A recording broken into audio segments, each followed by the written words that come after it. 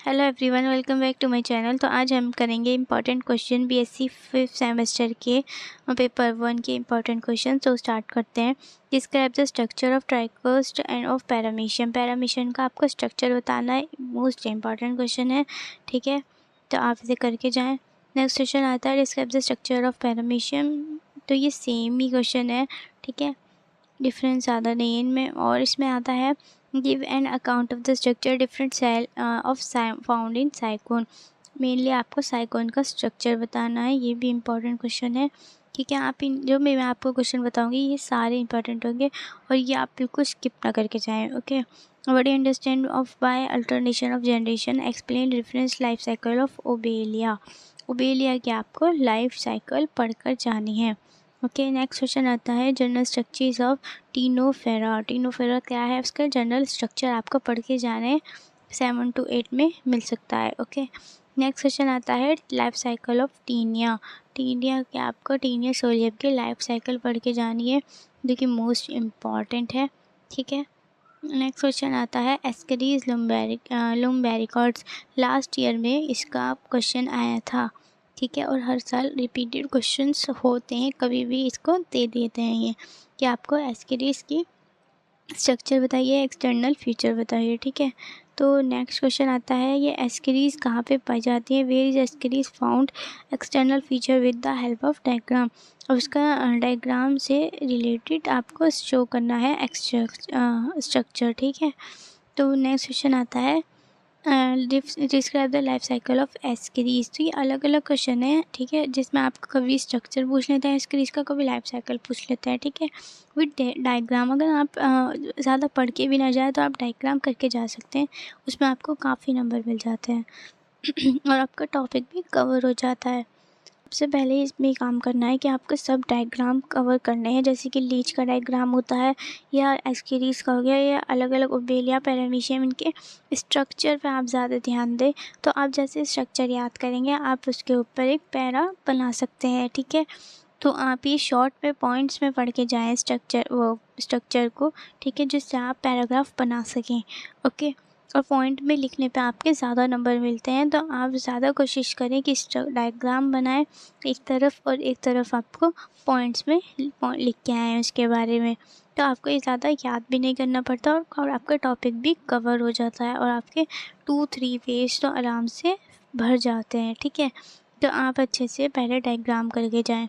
तो next question आता है हमारा give systematic position, distribution and habitat of leech. देखिए लीच का आ गया डिस्ट्रीब्यूशन, इसमें आपको उसके हैबिटेट बतानी है। ये आपका ज़्यादा बड़ा क्वेश्चन नहीं है, आज 2-3 लाइन का आप इसमें पढ़ के जाएं बस। ठीक है, शॉर्ट में आपको ये मिल सकता है, वरना आपको एक ही साथ में लीच का अगर उन्होंने स्ट्रक्चर पूछा तो आप उसमें थोड़ी सी हैबिटेट बता के स्ट्रक्चर भी शुरू कर सकते हैं, या हैबिटेट पूछिए तो आप हैबिटेट बता के उसका आगे का भी बता सकते हैं, कुछ भी बता सकते हैं साथ में।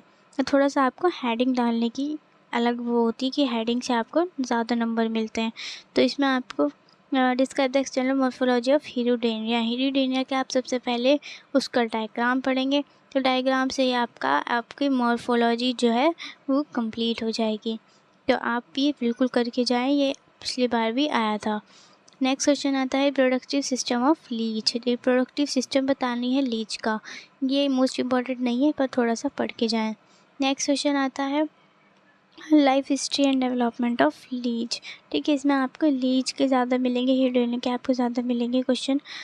थ्योरिक अपेंडेजेस ऑफ पैलीमॉन। तो आपको ये जो मोस्ट इम्पॉर्टेंट है तो छोड़ के ही ना जाए पैलीमॉन का। ठीक है, इसमें आपको थ्योरिक भी पूछ सकता है या और दूसरा भी पूछ सकता है। ठीक है, पैलीमॉन का आपका एक्सटर्नल मोर्फोलॉजी पूछ सकते हैं।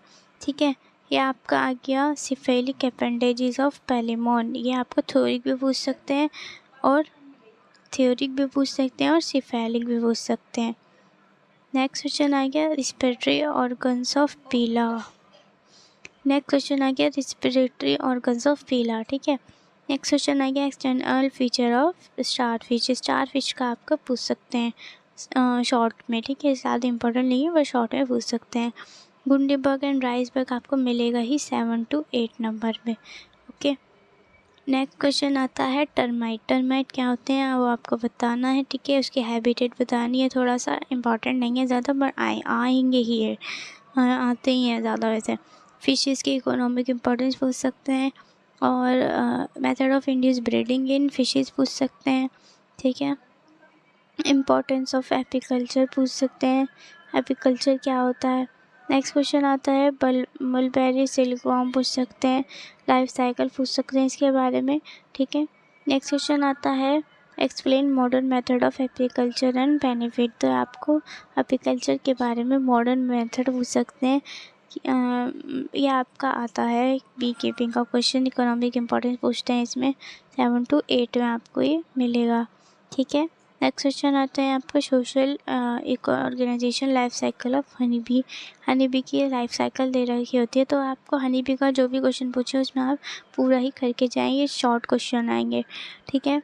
व्हाट इज़ लैक, लैक क्या होता है, इसमें भी आपको ये शॉर्ट में ही आएगा, उसकी लाइफ साइकिल पूछ सकते हैं।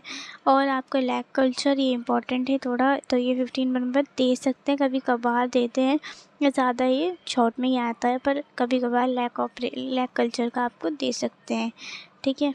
तो इसलिए आप ये स्किप ना करके जाएं, ये क्वेश्चंस आपकी पूरी जूलॉजी को कवर कर लेते हैं और मोस्ट इम्पॉर्टेंट क्वेश्चन है। अगर आप ये स्किप करके जाएंगे तो आपको बहुत दिक्कत हो सकती है, क्योंकि ये मोस्ट इम्पॉर्टेंट क्वेश्चंस हैं, ठीक है। तो स्किप ना करके जाएं, ये हर साल इनमें से क्वेश्चन बनते हैं। तो subscribe for more update. Okay, bye.